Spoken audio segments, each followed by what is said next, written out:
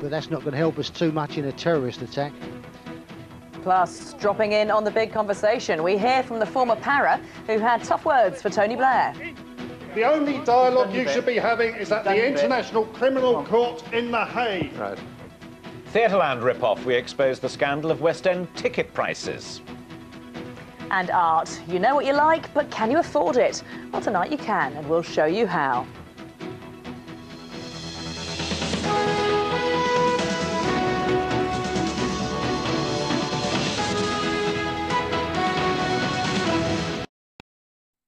To North London today, but his attempts to get up close and personal with the people of Enfield soon degenerated into a shouting match. The Prime Minister was hoping to learn how to improve life in the capital with tips from the ordinary man and woman in the street. But he had reckoned without former paratrooper Michael Start, who turned the cosy chat into a war of words. The bulletproof protection on the Prime Minister's car didn't deaden the sound of noisy protesters as he arrived at a school in North London. After the barracking, he was probably relieved to be inside among friends for the latest instalment of his big conversation. It was a feeling which didn't last long. Tony Blair, I believe you're guilty of war crimes.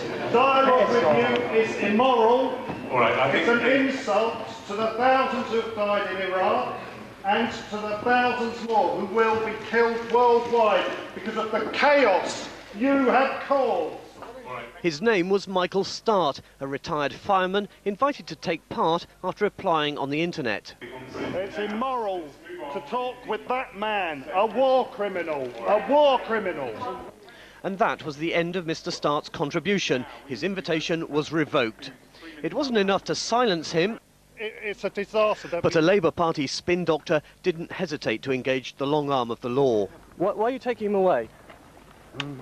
Can you tell me, have you arrested him? No.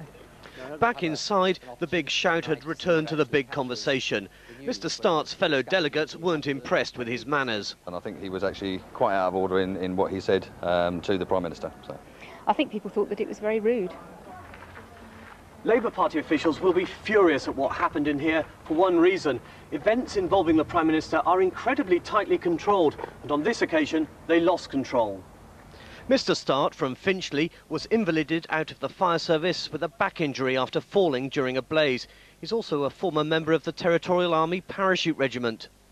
This afternoon, he joined his wife Maria and one of his 3 children to reflect on his encounter with Number 10. I was bad-mannered, I was rude, but in my mind I had the faces of innocent people who have no voice, who have lost their lives. You know, people have died because of this man's actions.